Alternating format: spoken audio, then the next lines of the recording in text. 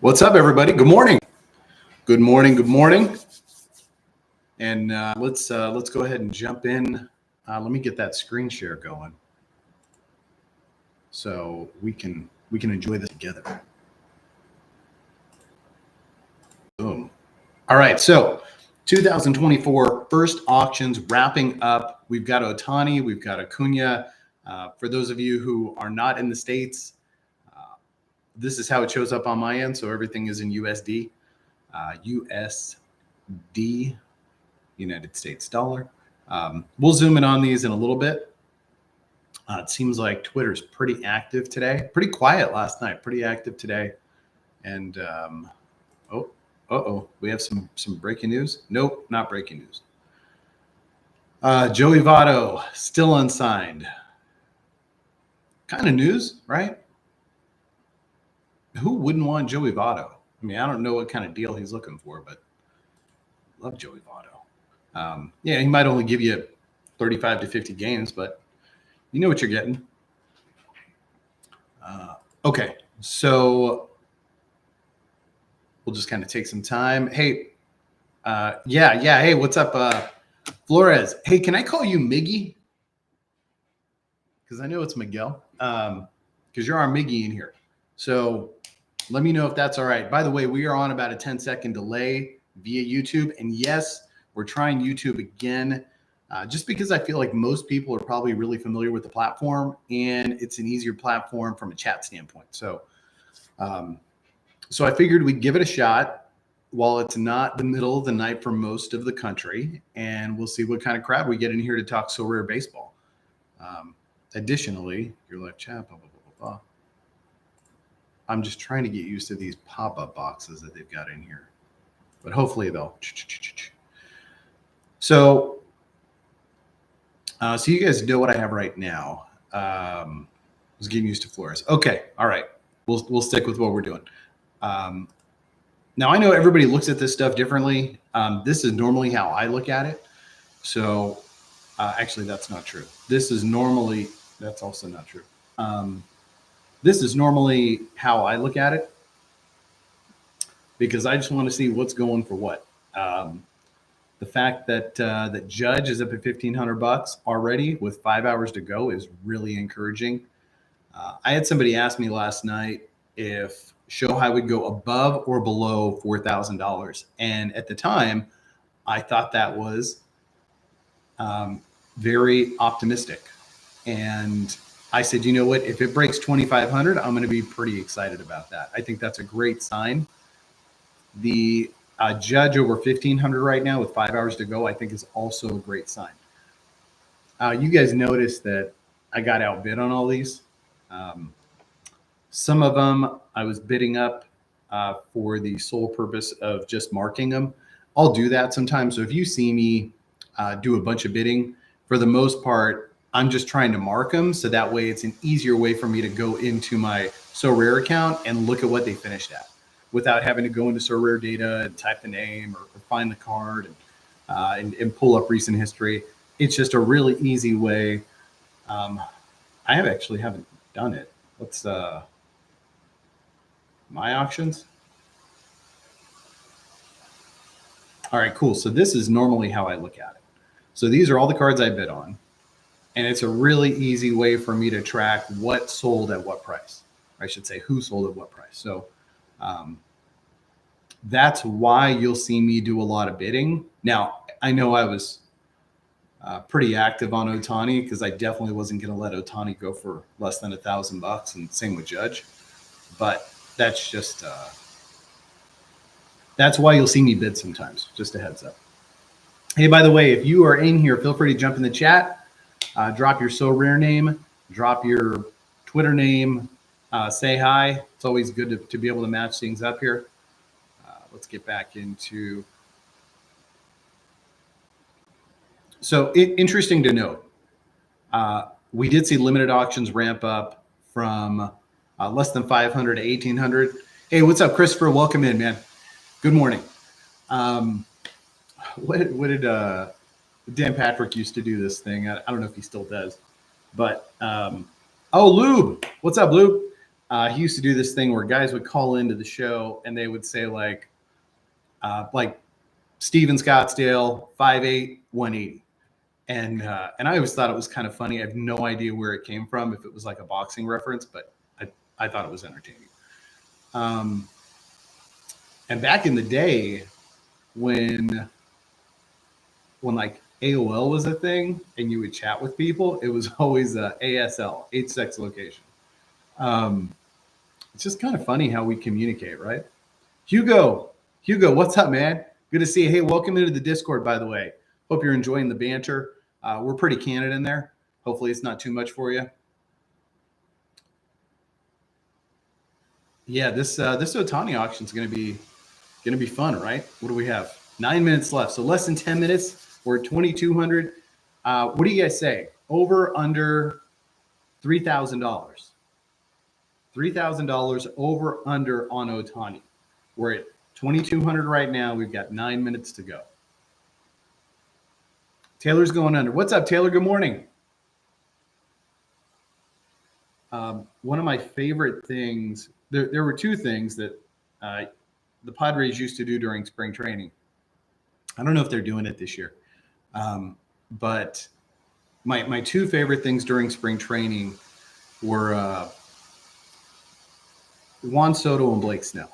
And the team would, they'd have like a table out front of the locker room, and guys would come out for the locker room and they'd read whatever the sign was. And normally it's a thought-provoking question, like is a hot dog a sandwich kind of thing. But every morning Juan Soto would come through, and he typically wouldn't respond to it, but he would just say good morning. And he does this, he does it in this voice that just cracks me up every single time. And it's like the cleaning lady from the Family Guy, and I cannot remember her name right now. Gosh, I want to say, no, I don't have it. So if you have it, drop it to me.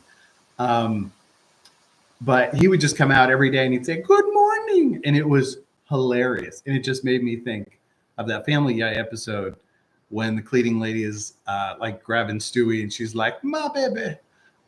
It's just, I don't know. It's the little things, right? Blake Snell would always come out and like get really deep philosophically with the questions, and which is completely unnecessary.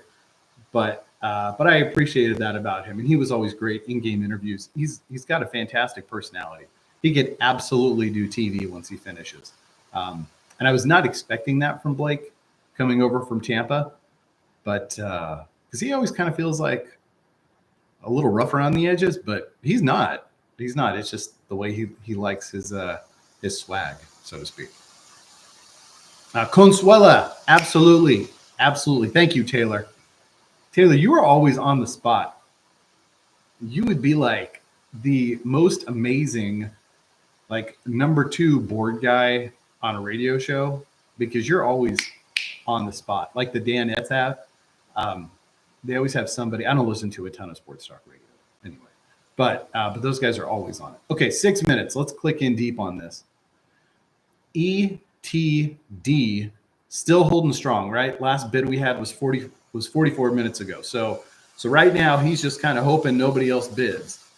The funny thing is, who is E2D? Let's take a quick look. So he's got 7 uniques, 81 super rares. The uniques aren't sexy that he has. He's going to be able to play Jordan Hicks at the relief pitcher position this year for as many starts as he's not hurt. Look at that. Jake Berger for nothing. That's exceptional value right there. Unfortunately, some of these other guys are useless. Yu Darvish, over 1 ETH on Yu Darvish, over 1 ETH on Josh Lowe. Woo! So, he's going to play unique all-star. Maybe he's going to play unique champion. Let's find out. Okay, so he's got some muscle here, right? We're coming right out the gate. Julio, Witt, Harper. He buys everything at auction. There's another U. He's a big U fan. Ian Happ, $174. That's a great price for Ian Happ. He's going to be a beast. I mean, he already is a beast, but he's going to have another great year. Okay. Okay. So he came out hot, and that's it.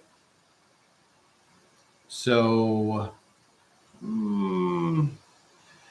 so he's basically building his flex right now. He is. You got to have those 2 super rares. His team is not great, so he's definitely flexing. He probably has a ton of stud rares though, right? Oh yeah. He's got a ton of stud rares. So he's stepping up. Appreciate that. Respect. Let's see what he's got in him. Gosh, I really hate that this defaults in season now. I know why they're doing it, but it's really unnecessary. Okay, 4 minutes to go. We're still at $2,200. I think everybody said the under. So E2D is really active. Okay, good. You know, we need guys to step up. That's what it's all about, right? Yes, Taylor, great point. So if there is a bid, I believe actually under 2 minutes, you know, it's been a while since we've done this, right? But if somebody bids under 2 minutes, it should reset. So I don't know if it's going to do it under a minute, but I believe it was 2 minutes. So hopefully we find out. Hopefully it doesn't end right here. So anyway, so much suspense, right? And then we've got the Ronald Acuna rare after, which I think was already at $900, which is crazy considering I just sold 2 of them last month for $500 and $525. So now I will say, as I'm obviously about to get a drink, I will say that I don't think the number ones really have any impact at the super rare level because collection score is not going to come into play as much, especially with the new format, in super rare as much as it will on limited and rare for a few different reasons. But because of that, I don't think you should see number ones in super rare go for stupid amounts over number 2s and number 3s versus limiteds and rares. And I can get into the whole thought process. By the way, I do want to mention I wear, as much as I can, I always try to wear red on Fridays. Remember everyone deployed, as a salute to our servicemen and women that are deployed. I try to wear red to acknowledge them and support them. So if you see me in red on Fridays, that's why. And if you are active or former military and you're watching, thanks for your service. Really do appreciate you. Okay, so we're now under 2 minutes. So here's where we find out, right? I think we're all rooting for it. Like it would be very anticlimactic if it just went down like this, 22. I'm sure E2D would not mind, but that's really not what we're here for. So Olympius, does he still have a little bit left in him? I think Son of Thor is going to be in the mix. Son of Thor is a guy who gets after it. I don't know if I would say he's too cheap. I do think Ohtani is one of the most overpriced cards in the game, especially now, because he's only gonna hit. So I do think it's one of the most overpriced cards. People are kind of paying for the vanity of having Shohei, but the wild thing is it's only 0.5 ETH. So if any card has collectability, this is first Dodger. Yeah, I mean, I guess so. I don't think we really have a lot of collectability. Everything is really tied to the utility of the game. That's for sure. Okay, 30 seconds. Come on, Olympus. Come on, Thor. Make it exciting.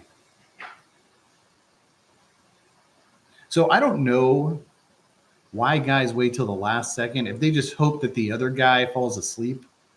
But I mean, if you're going to bid, just bid. Okay, there we go. So Olympius, he jumped in. He just went minimum bid. That's not going to do it, man. Like, you're going to have to step up. You got to flex a little bit. Okay, so reset to 1 minute. So Taylor, you were on the spot. You were correct. Taylor has been correct more and more often lately. I feel like either I'm getting dumber or he's getting smarter. But either way, I think it's probably good. So I need somebody to help keep me in check. I think Taylor's done a good job. Okay, Olympius, is that it? That's kind of soft. I mean, I'm not going to bid for the purpose of taking more bullets out of his pocket, but I think that's it. I really thought Thor would bid. That's going to be it, guys. He waited till the last second again. Bold strategy, obviously working for you.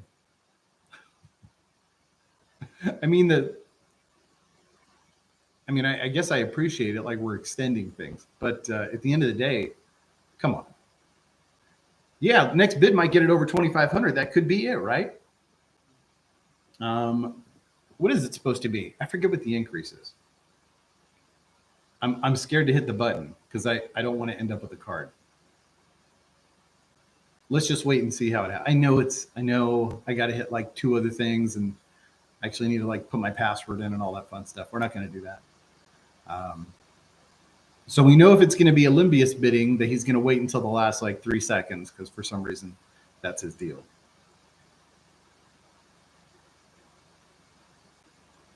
No. That is it. Olympius. How do we summarize that with a futile effort? Congratulations, E2D.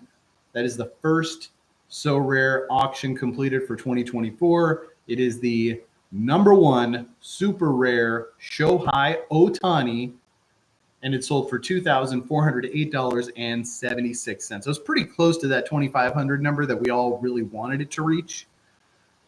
Definitely everybody who said the under was on the spot, under $3,000. So let's jump back in. Uh-oh. 57 super rares now on the market. Now keep in mind, you want 52 weeks of utility. If you're going to buy these cards, you want every single week of utility. So I applaud the fact that they are getting more aggressive with it because they need to have people. In those contests, in those champions contests. And in order to do that, you need to drop enough cards. So if we had over 200 people in Super Rare Pro last year, then if those people want to play in Champion, you got to mint at least 400 Super Rares. So we at least have the opportunity. Why would you not? So I'll look at that. And I guess we have time, right? We have time before Acuna. So Acuna's got 16 minutes. He's at $900. I don't know if we're going to see a lot of movement on Acuna. What do you guys think? You guys think over under on $1,000 for Acuna? Ronald Acuna, #1 offensive player in MLB last year. Over under $1,000. Eagle takes the over. So while you guys jump in, because we do have about a 10-second delay, but while you guys jump in with that, let's go ahead and look at those super rares that they just dropped.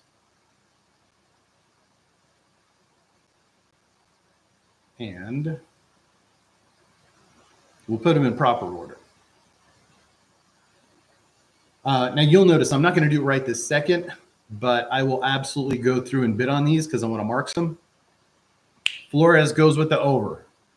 I am going with the under. I guess I'm the only one who's going with the under. Okay, what's new? There's actually a couple guys. I have a little list right here of a couple guys I'm targeting. So it's a very short list, but it's just a few guys I'm targeting. I'm not going to tell you who they are. Okay, there's Anthony Volpe. He's not a guy I'm targeting, but great to see Volpe. He's going to get that Yankee boost. Austin Riley. That's fantastic. Alex Verdugo. Time for Yankee stack, right? Just pick up the Judge, the Verdugo, and the Volpe. Alexis Diaz. There you go. There's your RP. Also drop Lang as an RP. That's great. And Andrew Nardi. Who doesn't want Nardi, right? From Nardia. Bo Bichette. That's my dude. Bo, Andrew Vaughn. And let's be honest here. I think you guys know this. Because of how much the rewards got cut, it's just that much harder to win. Like your margin of error is so much smaller now than it was before. When you go from 18% of the prize pool winning a card or cash to only 8% being able to win a card, your margin of error as a manager is greatly reduced, which means guys like Anthony Rizzo might not really come into play anymore. Not to say that he can't sometimes, but just not on a consistent basis. So Anthony Rendon, which comes into question, like how much do you value these guys at? Bobby Miller. I think a lot of people are pretty excited about Bobby Miller. Andre Munoz, that's fantastic.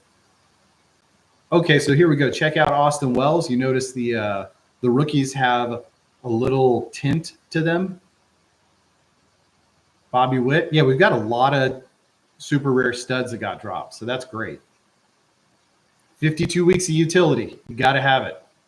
CJ Abrams. Brandon Drury, for those of you guys who like those value buys. There's Gratterall, my least favorite players in baseball. Brandon and Brandon Emo. All right. Yeah. Are any of these guys on my target list? No, none of these guys were on my target list. Will I bid on them? Absolutely. I will absolutely bid on a bunch of these cards as soon as we're done with the stream. Okay, so here's the issue with Ohtani going at 2,400. Because Ohtani is such a vanity buy that I think the Judge can produce just as well as Ohtani, but Ohtani being that vanity buy, I don't think the Judge goes over $2,000. I mean, I hope he does, but I mean, I think we all root for these guys to spend because one, it just provides kind of like that warm, fuzzy feeling that the project is doing well. But two, it also, if you're holding these cards, it makes you feel better about your bag. So we all root for whoever it is to chase these numbers and chase these options. Obviously, I have an Aaron Judge super rare. So the higher that this Aaron Judge sells at, the more I root for it, because that just means that my Aaron Judge from the previous season is going to retain or ideally even grow in value in theory. Realistically, probably not. No one's paying me $1,500 for my Aaron Judge right now, while this Aaron Judge is $1,500. That's just the way it is. I don't make the rules. Okay, we got 11 minutes. Let's see. The only Rocky super rare is Austin Goober. Yeah, I don't know how you guys feel about this, but because of the new format and how collection score is now changed, I think we saw it last month or over the last couple months how super rare collection filler cards are really valued, and they're really valued between like $15 and $20, which I think we have enough sharp managers in so rare that are not just going to spend $55 on a super rare that they're never going to play for a collection boost that they may not even get until July or August. I think we have enough sharp managers that aren't going to do that they could really drop the opening bid, because the last thing you want is a bunch of super rares that just don't get any bids. I think the optics on that is poor. So at some point they may need to cave on that and drop it to like $25 for an opening bid. Because ideally the thought is it's 10 times, right? Super is 10 times rare. but we all know that's not the case anymore. So, 5 times is fine. You get a $5 opening bid on rare. You get a $25 opening bid on super rare, and that way there's more of a chance that these cards are going to sell because they're basically just collection fodder. Yeah, Christopher, you're right. We're still missing a lot of elite players, especially on the super rare side. And like I said, you got to roll out 400 of these super rares to give everybody an opportunity to jump in. So, let's see. Do I think? Hey, Tyler, by the way, good morning. Welcome in. It's only 10 o'clock here in Scottsdale, by the way. So if you're on the East Coast and it's past noon, good afternoon. But it's still good morning here. Do I think he comes back and bids Cubs? So here's what I'm gonna tell you. If he wants to do it, he's gonna do it. I mean, the guy just dropped 2,400 on Ohtani. I think he got off pretty light, and he had no trouble with the vanity purchase. So if that's the case, I don't see any reason why he wouldn't do it. If he wants it, he'll do it. He's not worried about the cash right now. The fact that the one thing that was interesting about E2D's portfolio is it's all auctions. There's no, well, we can take a look again, but I feel like everything I saw was an auction, which means, he's not a guy who's holding ETH or using the cash wallet. Exactly. Eagle hit it. It's all credit card spending. And those guys are great for so rare, but not so great for us as managers, because we're trying to have liquidity with our cards when we want to be able to move them, or when we get rewards and we want to flip them. And there are a handful of those guys that we saw last year who were just credit card spending. So ideally, I think somebody had said it's imminent that the credit card spending will come over to the manager side. It was a thing for a very short time until some scammers jumped in last year.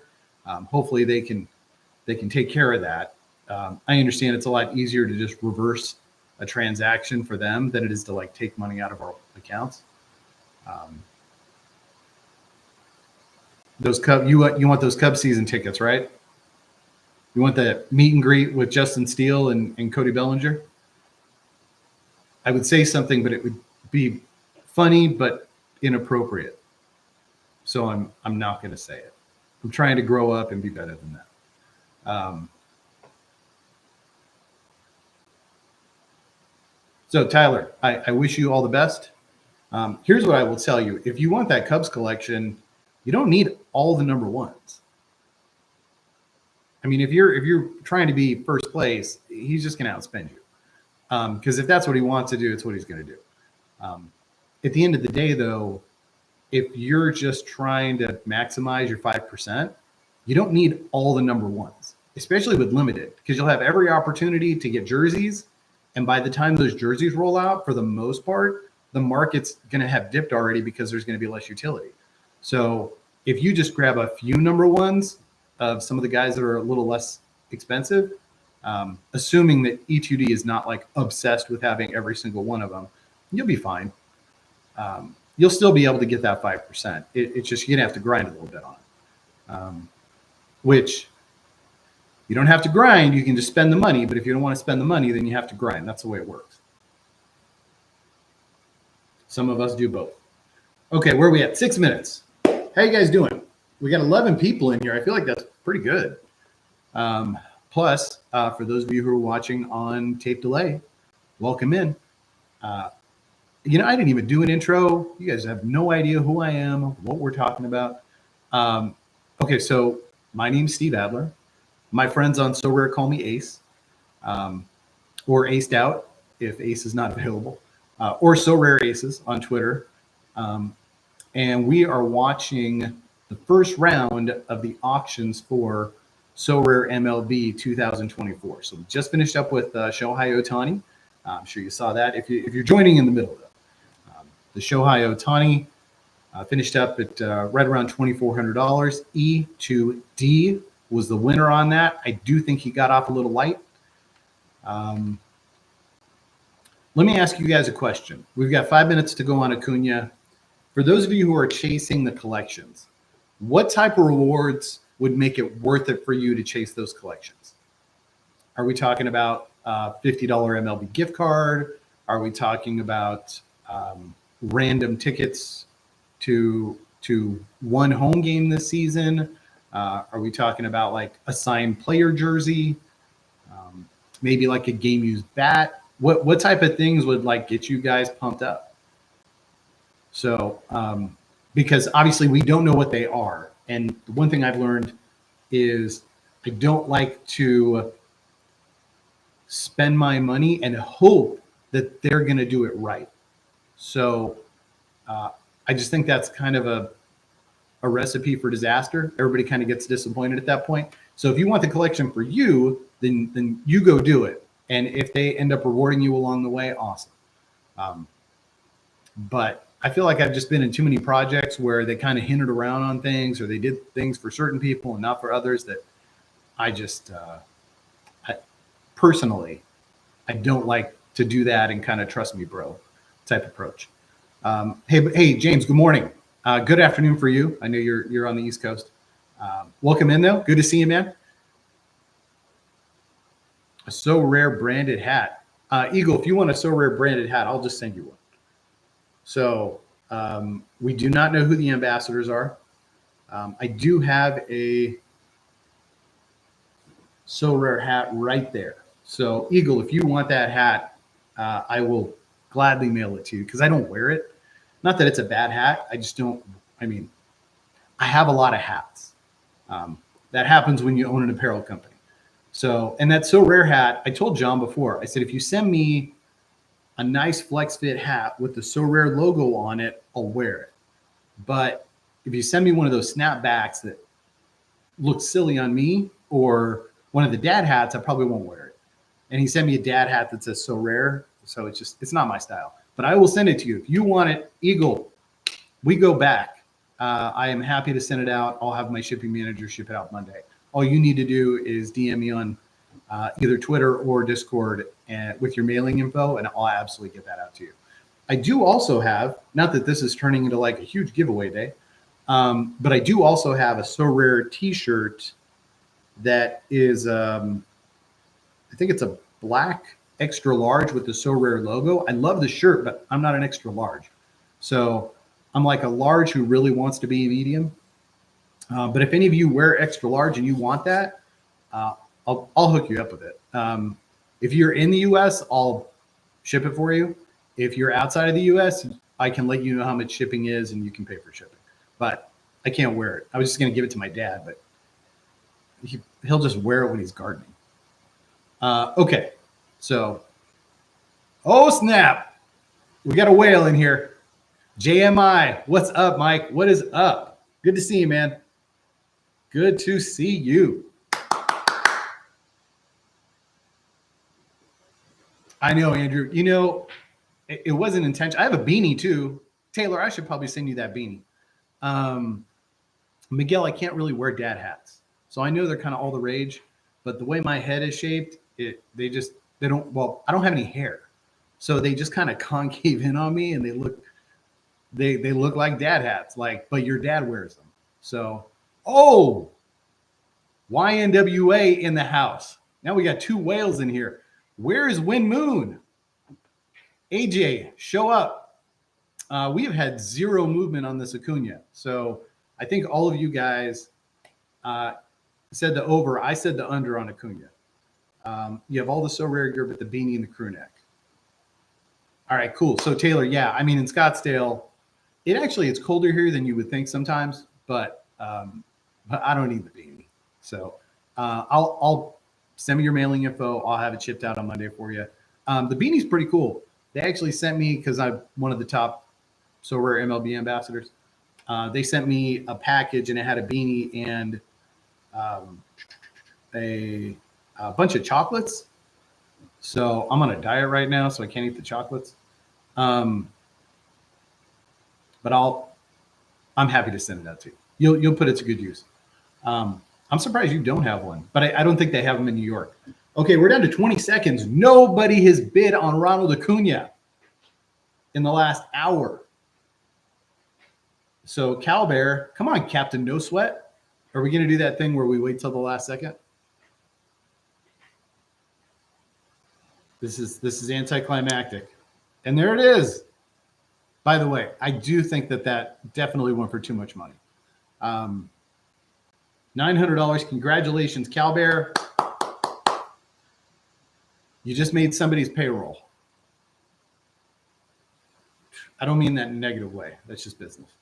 So what do we have left here? Okay, Cal Bear, nice job. I mean, I sold 2 Acunas last month for $500 and $525, and this one went for $901. So that is, if you bought one of my Acunas, you got to feel pretty good about yourself. If you didn't buy one of my Acunas because you were being cheap, that's on you. Now, granted, the rares are different because you can only use 2 rares. Well, 3 rares now and then 2 rares in May. But still, I mean, obviously that's the card you're going to use is the Acuna. Makes sense. You know, at least until they go full new cards after the All-Star break, right? That's not alpha. I'm just being sarcastic. If it happens, don't hate me. It just looks like that's the way they're trending. Okay, do we have, I think we have a couple limiteds that are going to wrap up here in 18 minutes. Oh my gosh, Garrett Cole is at $75 right now. What the hell? Maybe that's just me. So, okay, Taylor, I saw your DM come through. It's all boop, boop, boop. And Eagle, that option is open. So you know how to get in touch with me. Yeah, some of you guys, James, you should feel shame. Shane Giff from Game of Thrones. I sold a lot of stuff for some really killer prices. And I was really aggressive about it. I do not feel bad about it. I do not feel, I'm going to say it a few times, but I do not feel bad about it. Okay, so Garrett Cole. So this will be interesting. Josh Hader, Flores, you know how I feel about Josh Hader, but he's at $37 right now. So somebody is going to get paid. I don't know that we're going to see any movement on these. $75 seems really high for Garrett Cole. So the difference here, and we talked about this a little bit earlier, and that's the fact that the collection score is going to have somewhat of an impact on limited and rare versus in super rare, because for the most part, if you're chasing collection score on new cards in super rare, you're probably going to have to wait till July or August to have a high enough score that it's going to impact you in the standings. Whereas not only that, but keep in mind, those cards have a 25% bonus already. So a 3% bonus on there doesn't have a huge impact, as opposed to limited cards that have a 5% bonus and you throw a 5% collection score bonus on top of it, huge impact.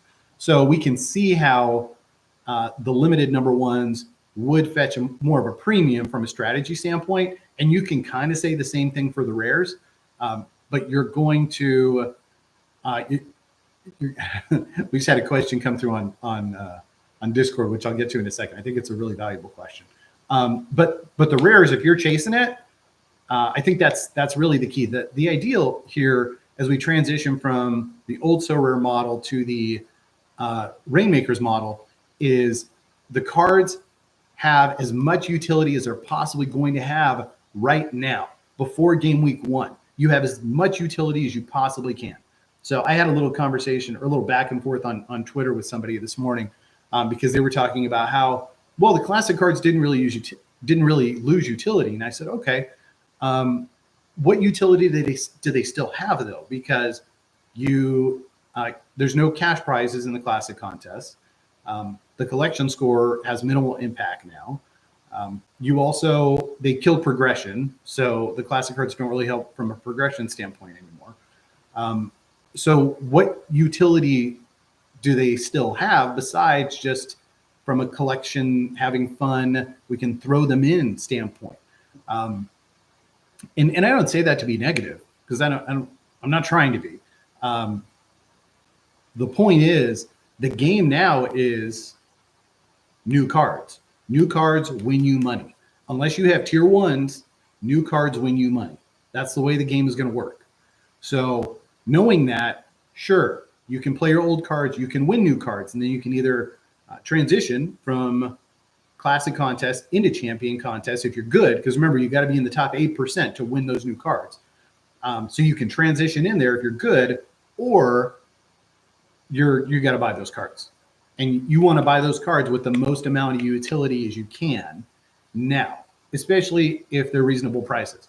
So I know we talked about this. The amount of cards that need to be minted and the amount of the utility is really important. For those of you who played Rainmakers, you totally understand that. If you play early, the cards cost more money, but the freeway is less crowded. So you have the highest opportunity. Taylor brought this up right away. He got it. Like, if you get your card set and you play game week 1, game week 2, which are both 4-game weeks, by the way, if you haven't done your homework yet. But if you do that, then you're going to get the most utility you can out of that.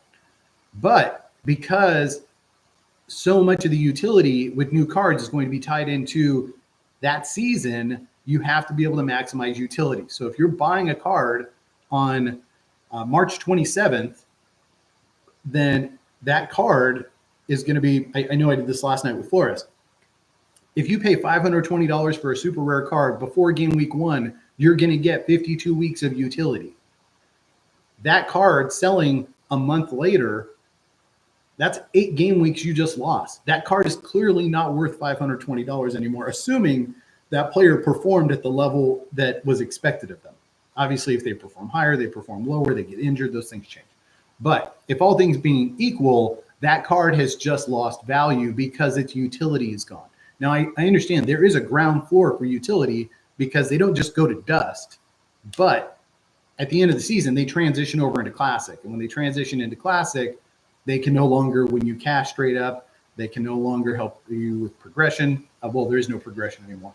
But all those things I mentioned before are killed. So you have to focus with the new cards. You have to focus on the fact that you are trying to get ROI immediately. That's how the Rainmaker model works. That's not how the So Rare model has worked. So hopefully the So Rare guys understand that they need to be able to launch as many of these as possible. And then it's basically an open market. It's a free market economy at that point, because we as managers control that market. We have to take out the fact that they control the market with their mysterious auctions all the time. Not that they're doing it on purpose. It's just kind of the way that they've always done it. So we need to be able to get to a point where they launch enough of them, we're able to get them into our own marketplace economy, and then we control that because the majority of the cards are then in the manager's hands. So that's kind of the way it works. That's the way it should work. Hopefully the guys at So Rare understand that. I don't know that any of them played Rainmakers or fully understand the Rainmaker model. I know that they did something like this where EPL. So we'll see. I always say Rainmakers works for 2 reasons, and it doesn't mean it's the way. And Eagle can tell you guys. But Rainmakers works for 2 reasons. One,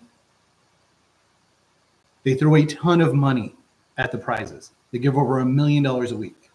That obviously encourages people to spend a lot of money. 2, they're fairly transparent. They're not transparent about everything, but they're fairly transparent. So that does make it a lot easier. You know, like when they're selling packs, they let you know who's in the packs. And so it's that aspect of it. There are certain aspects that aren't transparent. I just try to avoid those as much as I can as a player. But you got to understand, it's not the same So Rare that we had the last 2 years or the same So Rare that you played in NBA. They need to be aggressive and give users an opportunity to be able to compete week 1. Which reminds me, so I know that's 200 managers for super rare. So they need to mint at least 400 super rare cards to give those people an opportunity. And it's not a perfect fit, right? It's a puzzle. So you probably need to mint 500 because some people are going to buy more than 2 and some people are going to need different positions. But let me take a look here. So last year in Rare Pro, We had 759 people. They're going to require 4. So what that means is they need to probably mint at least 2,500 rare cards to give all those managers an opportunity to compete. And they need to be good cards. They can't just be a bunch of rando tier 5 Austin Goombers, right? They need to be like legit cards that you can play and you can win with. So we'll see how they do. I don't want to jump on anybody right away, but I will say that having them go up to 2,000 limiteds already is a great sign for that. And I would not worry if prices start to drop real hard because they are minting aggressively. I would not worry about that at this stage. Like before game week 1, do not worry about that, because if they produce the majority of what they're going to mint all season before game week 1, as they should, then the managers who hold those cards will have much more control over the economy. Okay, so let me jump in here. You guys are awesome. Yeah, no, you're right, Eagle. There's a lot more Degans or Degens. I guess I just say Degans, degenerates who like to open packs and like to gamble and like to risk. There's definitely not any collectability aspect on the Rainmakers model, and I would argue that there's not really any collectability aspect on the Sorare model based on the way that they manage it. Not that there couldn't be, just that there isn't right now. But yeah, you have a lot of people who want to roll the dice, and that obviously helps the market. Man, you guys in my Discord are going nuts. I'm having a hard time seeing the chat in the YouTube. Most hype stack of hitters to play this season besides the elite stack. I can't remember who said it in my Discord because I want to give credit. But I will say it's going to be harder to win with stacks this year. Because now, don't get me wrong, it doesn't mean the Dodger stack is going to be bad. It doesn't mean that the Brave stack is going to be bad, or the Reds or the Orioles or whoever you're stacking, or the Cubs. K-Lamp. So let's give K-Lamp a little credit because I know I give K-Lamp a hard time. But K-Lamp's right. It's going to be significantly harder to win with stacks this year because your margin of error has shrunk. So if I take a quick look here, I could show it to you guys. We've got 7 minutes left on this Garrett Cole. I know I ran the numbers because you guys know me and my numbers, right? Here, let's do this real quick. Oh, hey.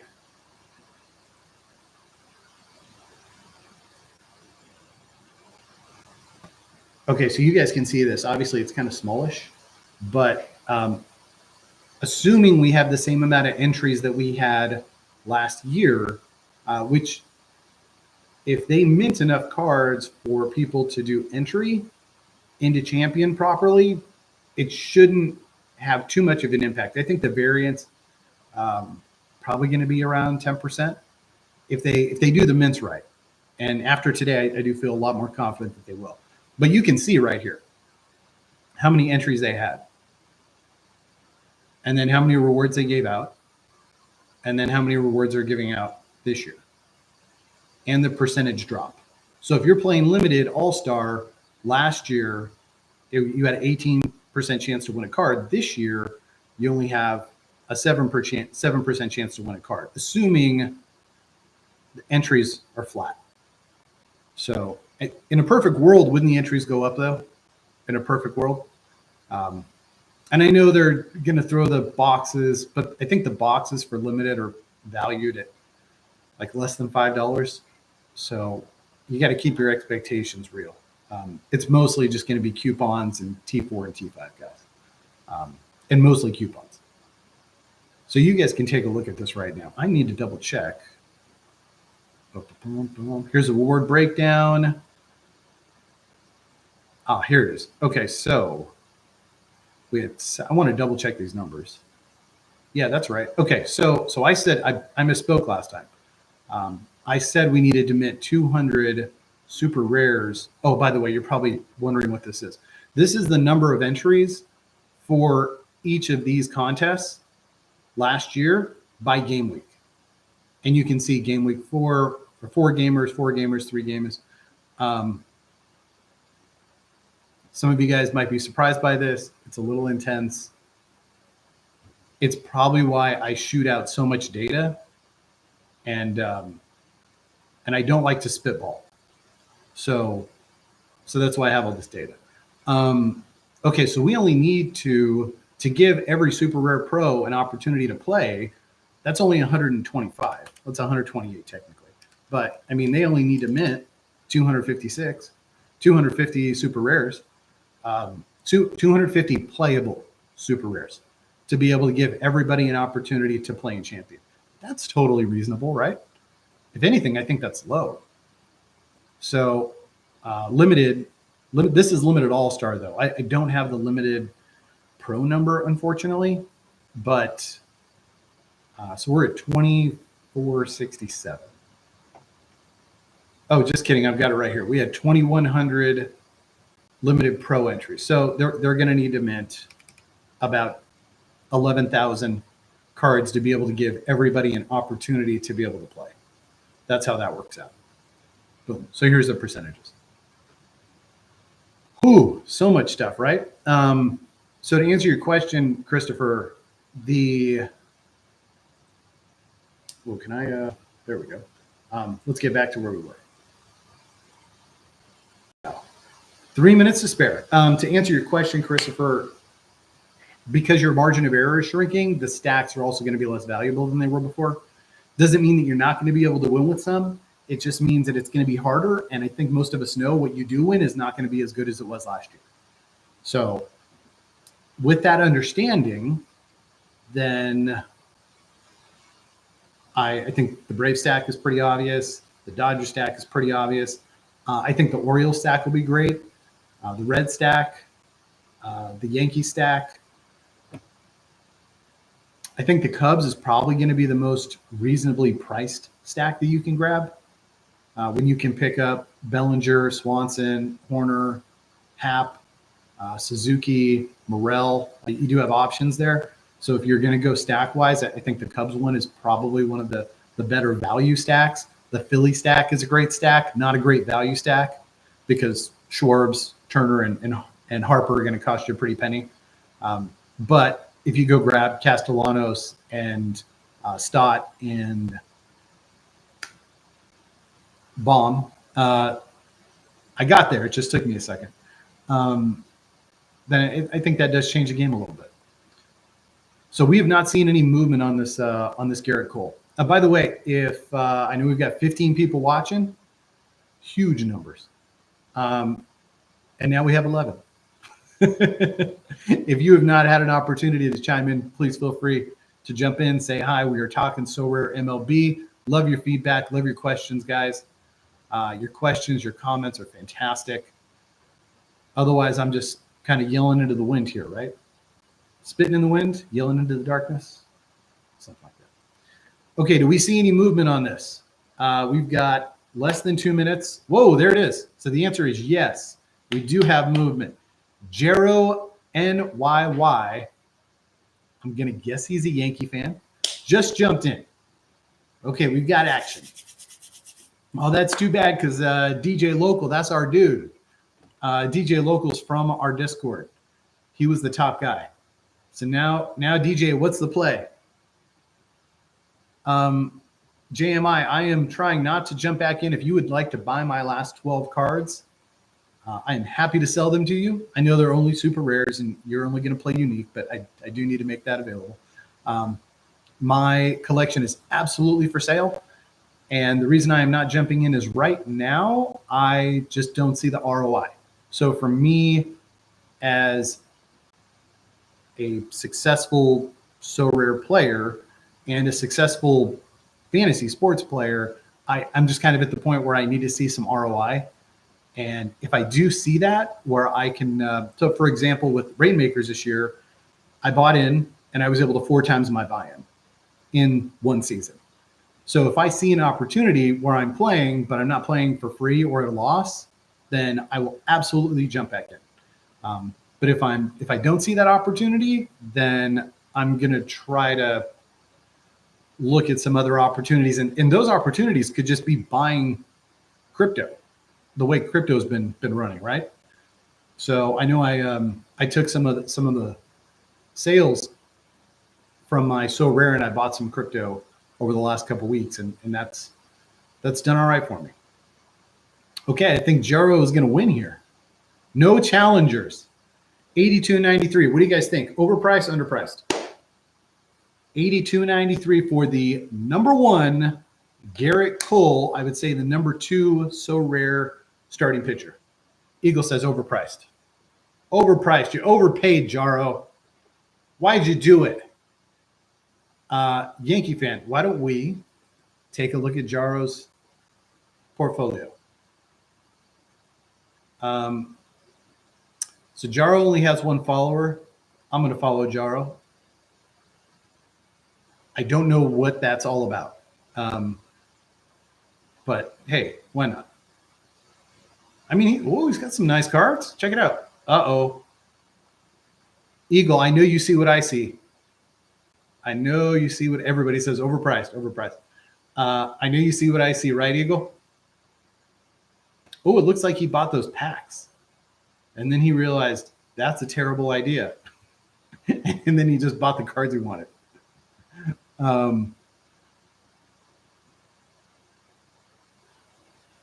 So once he stopped buying those packs, then his cards got significantly better.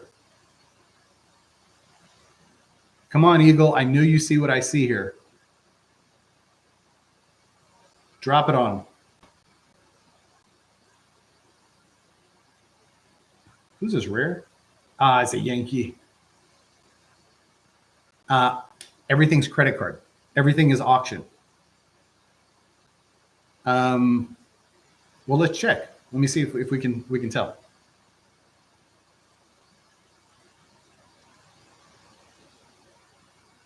We can't tell if it was ETH or if it was credit card. But the fact that he is not purchased on the marketplace is a very good indication that he's a credit card buyer, which unfortunately means that he is a auction only buyer. He's not really contributing to the ecosystem. He's contributing to the Sorare payroll and accounting department, but he's not really contributing to the ecosystem, unfortunately. Sorare really needs to find a way to be able to get people into the ecosystem, so that they're part of us.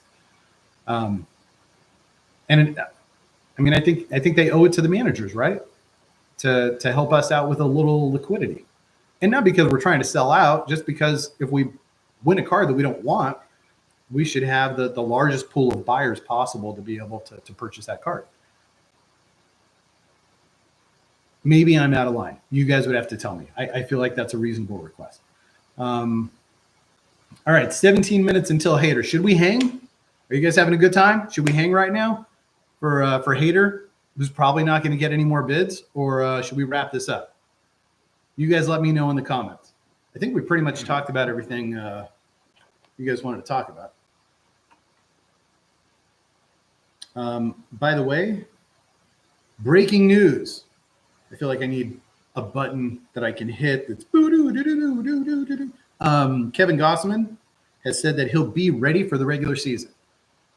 That's huge for the Blue Jays. Kevin Gausman, obviously one of the top starting pitchers, really under the radar, so rare-wise. If you're a Cubs fan, Pete Crow Armstrong is going to start the season at AAA. So there you go. So JMI, if unique rewards were amazing, you'd see the opportunity there. Would you have jumped in or gone back into SR? Absolutely. If there was a possibility to make money, I mean, what they did to you guys on unique, it's criminal. You guys basically held the foundation of Sorare U.S. office for the most part, and then obviously NBA went nuts. But you know, the whales have really supported Sorare MLB in the U.S. office with those unique purchases the first 2 years, and to see them treated the way they were with rewards is really disheartening from a standpoint of, like, why would you ever want to play unique? It doesn't make any sense. Why would you ever spend money? I know Win Moon's going to spend money, but who wants to drop $5,000 on a card so you can finish in second and not win anything? Like that sounds like a terrible investment. I know you're just throwing good money after bad. We all have to make our own decisions. This is not financial advice, but yeah, what they should have done is thrown $5,000, which is still not a ton of money, but $5,000 at unique and rewarded the first 3 spots. It's not that hard. And if they would have done that, then the whales would have been happier and not expected them to have 4 uniques by the beginning of May. That is so aggressive. But that's what happens when you have a bunch of guys who play common, make the rules for the whales. That's what happens. You need a whale to manage the whales. I say that over and over and over. You need whales to manage whales. Where are we at? Yeah, he can't hit anyway. I get it. It's not a bad thing. I'm not being critical. Plus, they have Bellinger to play center field, so who cares, right? Yeah, I can't believe that. Here's the thing with Sorare. Like, we have 3 weeks before opening day. They're getting a ton of feedback from their most valuable customers. And I mean, no offense to those of you who watch and who just play limited and rare. But they're getting feedback from their most valuable customers who are the unique players and the super rare managers. And they're telling them exactly what they need to do in order to have them spend more money, and they're not doing it. Which, I mean, I think if we're all rational adults, if you're in a bad relationship and you're telling the other person what you need to make this work and they refuse to do it, I don't know if it's Stockholm syndrome, but you have to make your own decisions. So I made mine, which is why I only have 12 cards left. But it just isn't any easier when your customers tell you exactly what they need from you and then you don't give it to them. I don't know. I mean, I feel like that's like the dream. Wouldn't you want to be in a job where they just tell you what you need to do and you just do it and everybody's happy? Anyway, it's just the way my brain works. No offense. I'm sure I offended somebody. So just so you guys know, JMI is letting you know all of his super rares are for sale. He would sell his uniques, but there are not any buyers. I think Blogforce hit me up today, and he was interesting conversation. We don't talk a lot, but he hit me up today because I put out that I was willing to trade Marte for Chisholm. And he was like, hey, so rare data shows that Chisholm's worth $100 more than Marte. So if you want to throw that in. And I said, yeah, but you do understand that the reason why it's $100 more is because my Marte is the 4. So let me pull Marte from the marketplace, and then let's revisit this conversation in 5 minutes. And so I pulled it, and I went back, and I said, okay, so now my Marte is worth $100 more than your Chisholm. And I said, look, I'm not trying to be a smart ass. It's just that the Sorare data value is, especially on the super rare and the unique level, is not really accurate. And I kind of had to lead the conversation because we jumped into stream. But I just thought it was kind of funny. I'm willing to throw in a little cash. He said he had a $400 offer for Chisholm, which I thought was a joke. But if he does, I'm like, dude, you need to take that money right now then. Because if somebody offered me $300 for Marte, then I would absolutely run it. Let's go. YNWA is chiming in. Double the prize pool, $2 million, distribute it better. Surely they believe that 100 uniques must command 1 ETH extra each if the prizes were more attractive. 1,500 super rares getting 0.1. Totally agree. YNWA and I got to spend some time together in Seattle at the All-Star game. And I will say this. I know that YNWA is very vocal. And some of you don't know him very well. If you ask him what he thinks, he'll tell you.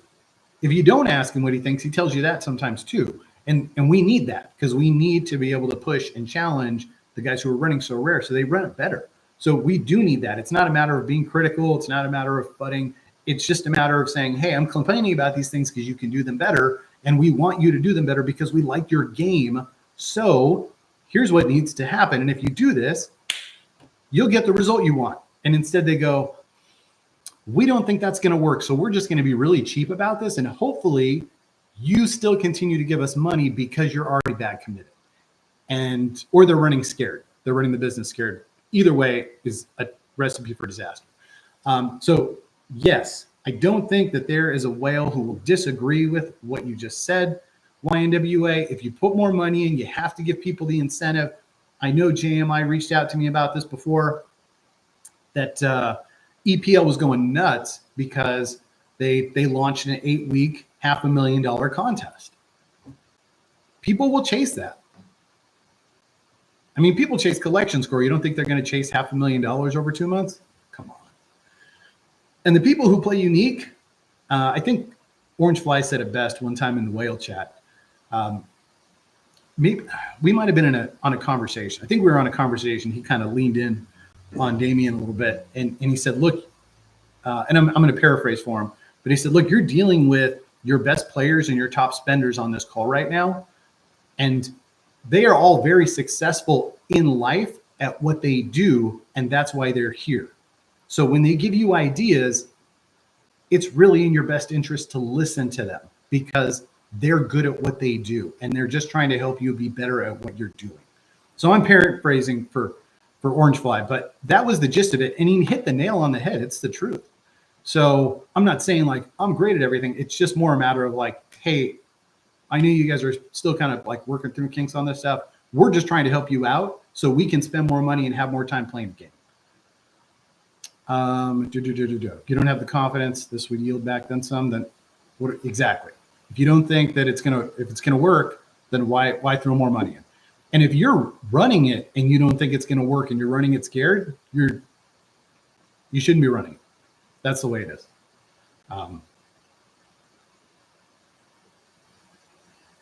I don't say that to be mean. It's life. There's winners and losers. And there should be winners and losers and So Rare. There shouldn't be So Rare and losers. I don't think that's asking too much. Eagle, mentioned it before, but do you think they offer too much money? They're going to run into regulatory issues. That's a fair concern. And we'll find out, right? They're giving away $1 million. Does that mean that somebody's going to whistleblow? Does that mean Underdog or DraftKings is going to whistleblow on them and say, hey, these guys, they have no licenses, no gambling licenses, which they need to have in the States. This would obviously be fantastic for the international guys because it would clear all the US guys out of the market. But I'm sure there is that, like, hey, are we still under the radar if we're doing this type thing? At the same time, there is a way to give away a lot more money and not say we're giving away a lot of money. And I think you guys are all smart enough to know that. So, I mean, they can give away $5 million without saying we're giving away $5 million. They can easily just say we're giving away $70,000 a week. And don't hold me accountable for the math on that. I'm just throwing it out though. But when they say, hey, we're giving away $10,000 a week in Super Rare or in Unique, that's not saying we're giving away $5 million. So there's ways you can do this. And my understanding is that they outsource the marketing. So maybe they just don't have somebody in the room that has that background to say, guys, there's a way we can massage this so we don't get the wrong attention. But right now, we'll find out. $1 million. And $1 million is a drop in the bucket for So Rare. So I don't think any of us are really impressed by that. The fact that they nerfed all our cards and the prizes aren't tripled, they're doubled. And we have to buy mostly new cards to win them. It's gonna take me some time to like get that taste out of my mouth. I would be super salty if I didn't sell. If I didn't sell the majority of my cards, I'd be super salty about it. But I have 12, so I guess I'm good. They're all bangers though, so I feel good about that. Oh, 100% YNWA. That extra $1 million is not gonna break the camel's back. I know we're all a little concerned too. We saw, most of us, and if you haven't seen already, there was an article in TechCrunch magazine talking about how Sorare laid off 13% of their staff. I'm assuming that's the entire. That 13% is 13% of Sorare as a company. But my understanding is that 13% was mostly just the U.S. office. And then 11 of those people were told, you can still work here, but we're moving your job to Paris. I don't know how many 13% is. If there's 200 employees and that's 26 people that got laid off, and if there's 60 people who work in the U.S. office and they just laid off 40% and then 11 more got moved over to Paris, I don't know. Maybe there's 40 people who work in the U.S. office and they just laid off 26 of them, and then 11 got moved, and now they're keeping Damian, John, and 3 other guys we don't know in New York for appearances. We don't know, but I think we're all smart enough and savvy enough in life to know that when a company does this and they basically like jump ship on a location, that it's not necessarily it's not a confidence builder for the people working at Sorare in the U.S. office or for us who are paying money to be able to continue to play. So, yeah, it's not going to break their back, but also it's a little tricky. Okay, so they pay that out each week in football. So very similar to DraftKings. Let me, I don't know if you guys are having a conversation or if I'm chiming in here too. What do we have? 3 minutes left here on Josh Hader. Okay, I know DJ really wants this card because he's an Astros fan. So hopefully he gets it. I mean, when we started, it was $37, and now it's $62. So thoughts and prayers, DJ. Hopefully you get it. So let me catch up here a little bit with the chat. Let me get a drink of water.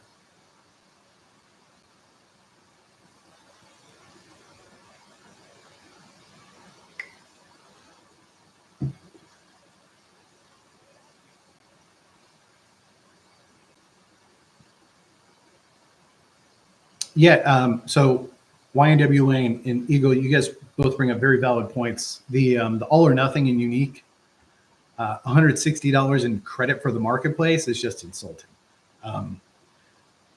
But being able to, and that's why I said, hey, if you give away $5,000 and you break it up for 3 positions, no problem, right? And that would make sense. But when you have a bunch of guys who play common, manage unique, then you're going to run into issues like this. They don't see what the problem is.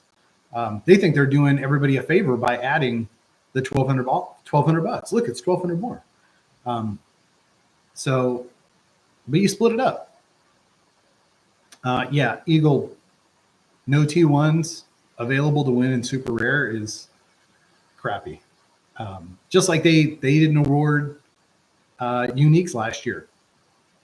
And even when they said they were going to reward uniques, they never did it. So I think there was probably 12 game weeks where uniques were supposed to be rewarded, and they just weren't. And they never made it right. It's little things like that. Like I complained about the Ohtani thing today. It's the little things, and they matter. And we really need somebody that's so rare to be the adult in the room and say, hey guys, these things do matter. Like you have to do what you say. E2D jumped in on Hader. Is this guy going to buy everything? Is E2D actually Damian? That's what we need to know. I know he's not. I'm just being sarcastic. 1 minute to go here. Yeah, really high on a Hader card. I mean, this is a guy who doesn't even throw many back-to-back games because he doesn't want to.